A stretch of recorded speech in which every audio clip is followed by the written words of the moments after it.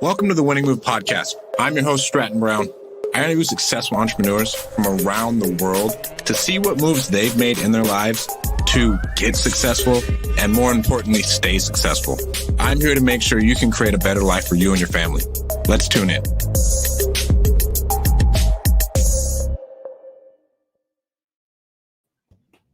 Welcome to the Winning Move Podcast, guys. This is our bi-weekly, pretty much, financial update with Michael Zuber. Thank you guys so much for tuning in. How you doing, Mike? Thanks for coming on. I'm doing well, man. I enjoy these conversations. Thank you for all you do. And thank you for helping me think differently, bigger, all that. So I'm happy to come back. Of course, man. So let's start off, dude. In the last 2 weeks, what's the biggest takeaway of what's happened in the markets? I think there's a couple of things that I told you were coming that happened that, I like to pat myself on the back. So number one, the Fed is not your friend, right? Okay. The Fed has come out, Federal Reserve, Jerome Powell. Everybody likes a New Year's party. So the Fed came out for the last 2 years and spiked the punch bowl, right? They spiked it, vodka, whatever your drink of choice is, drug of choice. They were out like, woo, free money, right? Yeah. On Wednesday, we learned that the party was over. And, oh, by the way, not only is the party over, but they called the cops. So not only do you got to leave, but you got to leave quick because rates are going to go up. They're going to taper faster, and they're going to extract equity, right? Where they were buyers of bonds, now they are going to be sellers of bonds. So what happened on Wednesday when it became known that the party was over and the cops have been called? Stock market, companies who made no money that had crazy valuation got whacked. Crypto got whacked. Anything that was risk on trade got hurt. Rates went up. 10-year treasury went from 151 to 176 in like 3 days. That's crazy. Folks, the party is over. The Fed is not your friends, and the cops are coming. That's number one. I mean, but we knew they had to cut rates. Like, it's a good thing that they're, they had to reverse. Yeah, like they had to do something, dude.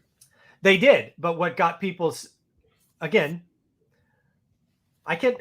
told them this was coming. You and I have talked, every week or every other week for a long time, told them it was coming. It's here now. People don't want to listen. Dude, drunks like to drink. I don't know dude, the party was going on. You and I left at midnight, 12:30. They're still there at 3 a.m. Dude, the cops have been called. They're hammered. They can't even find their keys. They're going to get smoked. There are people that are over leveraged now that are about to be worth zero because they stayed at the party too long. It's happening right now. How long do you think it'll take for the water to go out and to see everybody's pants down? Warren Buffett quote. Dude, by Valentine's Day. Again, I've been in this cycle before. I had 200 grand at one point in time in the market, and it ended up being 40 grand before I got to cash. It only took like 7 weeks. So I'm going to guess 6 or 7 weeks because what did we learn? Again, these drunks, just use the analogy. Right now they're screaming, buy the dip, hodl. Y'all are drunk. The Fed is not your friend. The Fed's going to take your money. And, that's why it'll take time, right? People are doing buy the dip nonsense. And pretty soon you are the dip and there's another dip. It's okay. I mean, all I can do is tell people it's coming. It's happening right now. So I think by Valentine's Day, we'll see how many people are like me that lost 80% of what they once had. It's painful. And I can keep screaming it, but it's going to happen to lots of people watching because they always think they're smarter than somebody else or it doesn't apply to them. Buy the dip works because buy the dip worked for a year. Okay, let's see. So I think you should buy the dip in crypto. Which one? You can't say stuff like that. Crypto's a gazillion market with 17,000 coins. And whatever coins you believe in, right? I do think you should buy it. Did you buy the dip in the last 24 hours? No. I mean, I watch your stuff and I make my financial decisions based off of that. There you go. Because if you bought yesterday. This is my first time ever holding, because I've never done stocks. Okay. This is my first time really actually buying crypto and being like, okay, well, the one thing that gets you right is when do you buy? Yeah. Because if you're dollar cost averaging, it doesn't matter. Just throw the money in every week. Yeah. But if you're actually trying to time a dip, dude, I've tried to do that and it's dropped even more. Right. And there's like I just said. But if you're planning on holding it for 20 years, if you have a long time horizon, it doesn't matter, to me personally. No, of course. Yeah. No, if you're Kathy Wood, I mean, Kathy Wood, I'm on the record saying Kathy Wood got lucky, and that drives people crazy. Kathy Wood, if you don't know who she is, she has an ETF called ARK. She basically benefited from the Fed printing money. She had 2 years in a row. She was the number one chief, big dog. She hasn't trained her strategy. She keeps buying the dip and it keeps going down. But she has a great marketing spiel. I've got the 5-year time horizon. Here's the deal. I had 200 grand. Then I had 180. Then I had 160. I kept thinking it was coming back. It got down to 40 and I sold. I could have held. That's what I was going to say. You could have held that shit until now. You'd been fine. All right, let's play that out. That is absolutely wrong. But here, so you know what I did, right? I took that 40 grand and I bought 3 houses instead. Those 3 houses turned into the portfolio that I have today. I'm doing okay. That 40 grand would have been back to break even around 2017. Oh, jeez. Okay. It was dead money for 16 years. That's what HODL will do to you. It's a sunk cost. I took that 40 grand and turned it into an 8-figure portfolio instead of 200 grand in the stock market. No, it's not. It's not. It's dead money, man. Sunk cost. Don't make tomorrow's decision on yesterday's. I see that in crypto. I see that in stocks. I don't see that in crypto. Dude, some of these cryptos are going to go to freaking zero. I mean, yes, and this is not financial advice. I do believe like the top 50 market cap coins, like they're not going anywhere. Okay, so I tell you what, let's have a $100 bet. Okay. Today, go print out the top 50 stocks or 50 coins by market cap. Okay. I'm going to guess in a year, 5 of them are gone. And I have no idea what the top 50 are. Okay. $100. That's easy. That's fucking easy. 25. Top 25. I take it back. Oh, you're just Top changing 25. the rules. Top 20. Top 50 or top 25? Take it. Which one do you want? I want the top 50, of course. Okay. It's easier for me. All right. Top 50. And I'm going to say 5. So 10% go to zero. I have no idea which ones, but some of them will. In a year. Yeah, it's all about, but I am 100% HODL with crypto. Like my time horizon is, and I put money in there and say, okay, whatever is there, it'll dip. Yeah, but see, you're saying crypto like it's all equal. I believe crypto, the blockchain, is life-changing, game-changing, all of that. But crypto is not the blockchain. Blockchain is not crypto. Cardano, I have a lot of faith in. I have a lot of faith in Hex. So let's start naming names. If you want to name names, okay, great. When Ethereum 2.0 comes out, because right now Ethereum still molests you with all their fees. But those are like the really other ones. Solana. All right, so you have your top 5 or I 6. have like a handful of them that I actually look at, but I'd say those are the only ones that like I have no problem holding those forever. How much research did you do on each coin? How many hours? I do a lot of reading on crypto. That didn't answer my question. I mean, days. Okay. Like, all right. That's good. Most people don't. Most people watch some nonsense on YouTube and they go, oh, that guy, that social media. Do you know how many social media influencers are creating coins that are just going to be complete rug pulls? I know I want to do it, but you can't do a rug pull. Oh, okay. What else do we got in here? Uniswap, Ethereum. I mean, I don't invest in the Doge, but then like Avalanche, Uniswap, the Doge. I wouldn't tell you to put your money in Dogecoin like Mark Cuban or Elon Musk, but yeah, I do think like a lot of those coins have a really, really good utility. No, dude, some of the, if you, again, what you told me, most people don't do. You've read days. That means 24, 40 hours on a coin. Most people haven't invested 24 hours total on crypto and they're putting their money in there. What is my saying? Do the work. If you're going to put $1,000, $10,000, $100,000 into something, why don't you go spend 40, 50, 100 hours and figure it out? The coins that have utility, that have development teams, that have capacity constraints, I get it.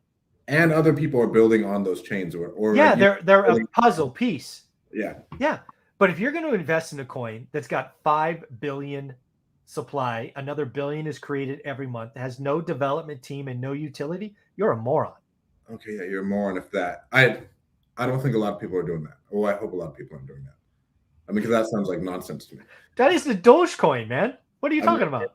It's the Doge. I know people who made a lot of money off the Doge, though. I know somebody who was a millionaire because of Doge. It didn't sell, and now he's not. You're only a millionaire when you sell, guys. That's the hard part. But yeah, so I mean, rates are going up. We knew this. I was like, man, this has to happen. There's only one way that you don't blow this whole thing up. Honestly. Have you finished Ray Dalio's new book yet? No, I'm about 40% in. It's kind of scary. Right. It is a lot more of a like fear porn book than I thought it would be. It's the first book he wrote, I think, is better. This one is this one's definitely fear based, and it's kind of turning me off. And this man is like best friends with China, which kind of freaks me out. But yeah, exactly. Like legitimately, like I think I have 2 chapters left, and he goes into like the whole Chinese thing, and he's pretty much saying he's okay with communism, which is pretty wild. Yeah, not a big fan. The largest capitalist in the world, Mm-hmm. right now. Mm-hmm. But it's fascinating to read, just like the ebbs and flows of it all. Yeah. No, again, anybody that's been doing a game for 40 or 50 years, there's wisdom there. Yeah. Right. There's wisdoms. And again, I'm peeling stuff out of it, but yeah, it's definitely more fear porn. I'm actually not convinced I'll finish it at this point. It doesn't really get much better. At this point, I'm close to the end. It's like a history book. Yeah. Right. Like at the beginning, really, it's a history book of the cycles. And then now it's going over like the Chinese history and everything that's done. And then there's only one more chapter about the future. But yeah. I might jump to the head. I might. What I will probably do is I looked at the chapters because I don't generally get to the end. I don't even look at the outline. I just read, right? But I think I'm just going to jump to the end. I'm going to read the last chapter. I don't think you won't be missing out on much, honestly. If you jump to the last part. And what's going on, Mike Butler? He's here. The man, the myth, the legend. All right. What other really big takeaways came in the last 2 weeks? Well, the other thing's the jobs number, right? So the jobs number reported today missed, right? We were expected to create 424,000 jobs in the month of December. Missed horribly, 197. Normally, Stratton, people would see a jobs number like that and go, great, the Fed's not going to raise rates, right? Because we're not growing. Mm-hmm. Unfortunately, every other metric underneath the jobs number is horrible. What do I mean by that? First, the unemployment rate. The unemployment rate went from 4.4 to 3.9. Full employment for most of my adult life was 6%. Now we're at 3.9. Just nuts. The other thing that's horrible is wages. And again, if you got the raise, congratulations. But when you're looking at the inflation picture and realize wages is up 4.7%, people need to give me respect. I called that 50-year spreadsheet 6-9 months ago and told you what was going to happen. It's happening. We are in a wage cycle inflation. The Fed is late. The Fed is in the corner, and they called the cops, but the party is out of control, and there's going to be a lot of people that get hurt. So the jobs number today validates that the Fed is late, really, really late. It's not good. So I got a question for you, and this somewhat comes from the Ray Dalio book, right? So with wage inflation going up, you'd think more people would want to outsource, but one thing America is doing right now is they want to pull everything back into America. Insource, yeah. Yeah, they want to insource everything. So like, what do you think is going to happen? Because I think that would happen. Everyone's like, oh, everyone's going to outsource, but now America is focused, right? It's a priority to bring jobs back in, not outsource, control your own supply chain, blah, blah, blah. Yeah, so I think you just nailed it. It's that last piece. I think manufacturers are going to increasingly want to control. It'll be a far more near shore or even onshore that history. China's going to make less stuff for us in a decade, right? Because it takes a while to build manufacturing plants and establish supply chains. That said, I think the virtual assistant market will grow like gangbusters because there are some things that can be outsourced that aren't manufacturing. As long as you have internet and phone lines and communications, it's the same. They may choose to do some training or whatnot. I think it's a short-term reaction because leaders, right? I was one of those executives that made acquisition decisions and hiring decisions and all of that and budgeting. Near term, supply chain issues, our gut reaction would be onshore. I want to control my people. Yep. What will very quickly happen, it'll happen this year, probably by late summer, is manufacturing will continue. But then people will go like, you know what? As long as they speak English and they're, relatively speaking in my time zone versus 12 hours ahead, we can make this work. So I have I think virtual assistants, that's that's the wave of the future. I also think manufacturing is going to come back onshore, which I think is good for the U.S. as well. Right. Well, it's hard to find. Still now, it's hard to find legitimately qualified talent in America who works hard. I think Americans are inherently lazy. And then I watched a Maxwell video of saying pretty much everywhere else in the undeveloped world, hard work is just like a part of your life. I saw Max Maxwell's video. Oh, I saw some of the responses. Oh, I mean, but some hate. I was like, bro, you're right. Oh, like hard work is a part of every aspect of their lives as to compared to here. You don't have to work hard at all. You can get enough government subsidies, and I'm not trying to like shit on people, but you can live.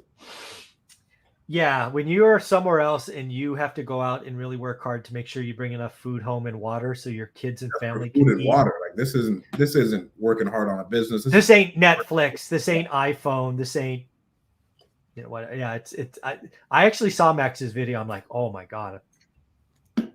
Yeah, I thought that was interesting. I agree with him, but I'm not jumping in that landmine. Yeah, I'm like, you don't want to jump in that landmine, but like that's what I see to where now like all of our employees in all of our companies are all in different countries. We're in about like 7 different countries now. Nice. And I mean, nowhere else can I get someone with a master's degree in bioengineering. Like, how much would I have to pay someone like that in America? Like it doesn't make sense. And you wouldn't even know where she is. Yeah. So that's when it starts to change up a little bit. No, I think if you're in a business function where it's communication is the thing, it doesn't matter where people are.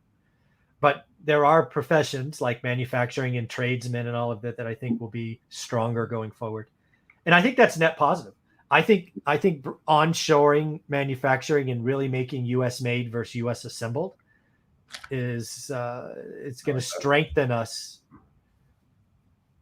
strengthen the entire economy, strengthen the middle class. The middle class is getting wrecked. So I think manufacturing stuff here would be a very good thing. Do you think? I think the middle class is somewhat gone. Like I don't think it will come back either. I don't know what's middle class. I don't like to believe that. You might be right. I think the middle class is definitely struggling. I think the definition of middle class needs to change. Right? It used to be, mom and dad, 2 kids, white fence, a dog. What is middle class today? I actually think Gen Z and the millennials are going to shock people. I think generally speaking, millennials and Gen Z have a bad rap. They're lazy, all of those things. I think Gen Z and millennials are going to prove us that you can build a side hustle, build a brand, build whatever you want to call it, and make a pretty good living. Well, there's now more. The creator economy is massive now, and there's new ways to make money that the other people never had. And I think it will be bigger in a decade. I think the creator economy is real. I'm encouraged by it. I think you ignore it at your own peril. If I had to do one thing different, I would have started my one rental at a time brand channel while I was still building my portfolio. Can you imagine my channel if I was standing in front of Norris Drive going, this is my first house. I'm 30 years old. I bought it for 107. And then like 2 years later, hey, I did a cash out refi and blah, blah, blah. It'd be massive. Massive. Yeah.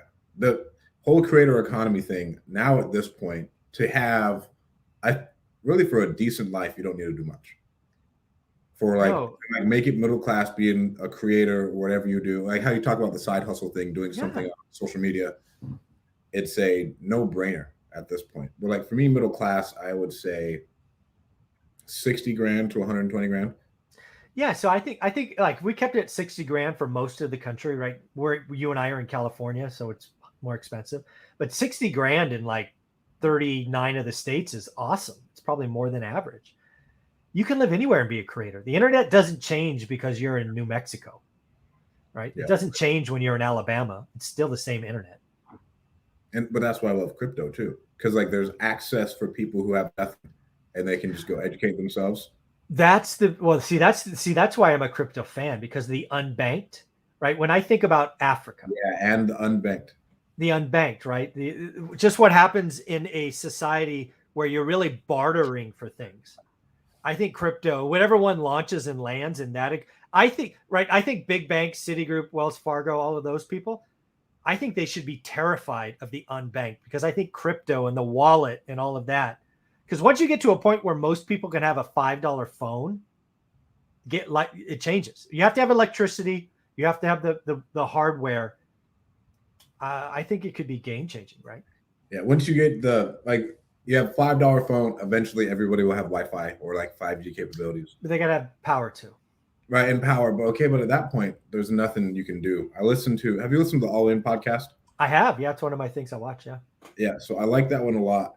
And I think it was Chamath was talking about how all of the credit companies are in trouble now. Yeah, he said Visa and MasterCard. Yeah, he's like, yeah, I watched that episode. I've listened to that episode twice. I think Chamath is on this. I think he's a little too fast because he called for it this year, but I think he's right. Yeah, I think he's right. I want to do a better job elaborating on that thought point than I am. So he says they're going to be in so much trouble because nobody has access to loans without having the credit companies tell them yes or no. Like, well, really, what I think Chamath is really saying is Visa and MasterCard, they're public companies, so they have to report every 90 days. Hence, they are making investment decisions so they can continually report good numbers and thus under-investing in new areas, right? Visa, MasterCard, and American Express, they're making a little sliver on everything. That's a great business. Unfortunately, this new crypto, whichever one is going to be, is creating another stream that is going to be fractions of it. And they can't invest in it because it's such a heavy lift to get there because they have the earnings. So that's basically what he's saying is the dinosaur is going to die because he can't invest. And he's calling for him to die really fast. I don't think they'll die that fast. No, I don't think so either. He was like, well, you can go get a loan now with your own crypto. Like you can just take a loan out. Yeah, you can. There's a lot of different things you can do. That's why I'm a really big fan of crypto, to speak. The unbanked, and then you can do your own research. And then again, there's 16-year-olds making millions just flipping NFTs. I don't think NFTs are going to this form are going to be around for the longest. It's like the .com burst, right? Mm-hmm. But at the same time, if everybody still sees value in the art, then it's not a bubble, dude. It just holds. We'll see. What are your thoughts on them? Well, again, I think NFTs as art is a bubble. I think NFTs as contracts, as extras like Gary Vee talks about, I think is very interesting, right? Because Gary Vee talks about, hey, for real estate agents. I watched a Gary Vee video that said every real estate agent should create their card as an NFT and then make it like one of 500 or one of this or one of that. And then have that card NFT be attached to a transaction as a memory or keepsake. As that NFT gets out there and grows year to year, it will have value. And, I thought that was pretty interesting. So I think Gary Vee is onto something. I think there's a lot of people creating digital salmons and bored apes and all these other things. It's a supply and demand thing. If you're the best of the best and you're Brodsky and do $10 million or whatever it is, great. But there's kids creating stuff in basements today that'll be worthless in 7 seconds. Yeah, that's very true. All right, what were the other big takeaways from this week? I just think that the biggest thing for me is it's validation the Fed's not your friend. It's not that you can't make money when the Fed's not your friend. It's just you have to change. The people that will get smoked, Stratton, are the ones that don't evolve. The people that make money and survive decade after decade after decade evolve with the changing market. Unfortunately, if you've been in the market for 3 or 4 years now, you haven't seen a changing market. And you're the one that's greatest at risk because the market, the rules changed. And if you don't pay attention, you can get run over. Yeah, that's very true. So rates going up. So Kalani and I did the work. Well, mainly Kalani. So hopefully we can post a card of yours in front of our storage facility. I saw you locked it up. That's awesome.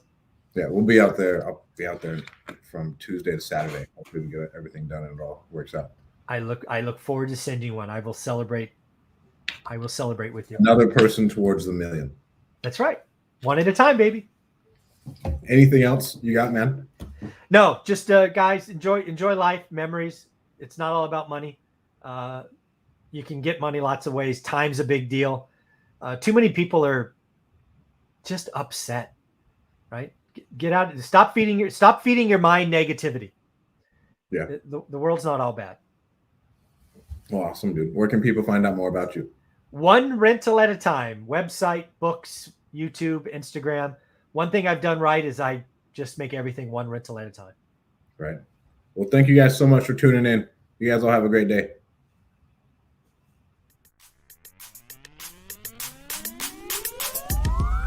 Thank you so much for tuning into this episode of the Winning Move Podcast. I hope it helps you make all the right moves in your life and business. Please make sure to go like and subscribe on any podcast platform that you're listening to, and make sure to go follow me on Instagram at StratDaddy. Thank you guys so much. I'll talk to you soon.